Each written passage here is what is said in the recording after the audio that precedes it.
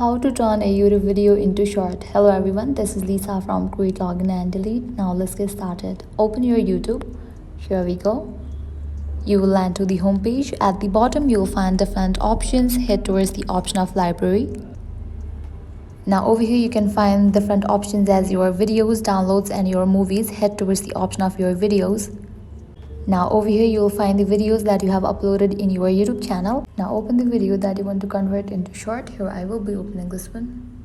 After you open the video, you will find different options as your remix download. Tap on the option of remix. With that, different options will pop up. Select the option of edit into a short. Now from here you can easily select the particular part of the video to create as a short.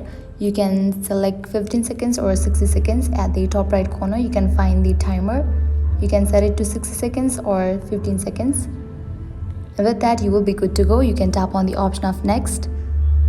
Now here are different features. You can add text to voiceover, timeline, filters, and after you do that you can tap on next.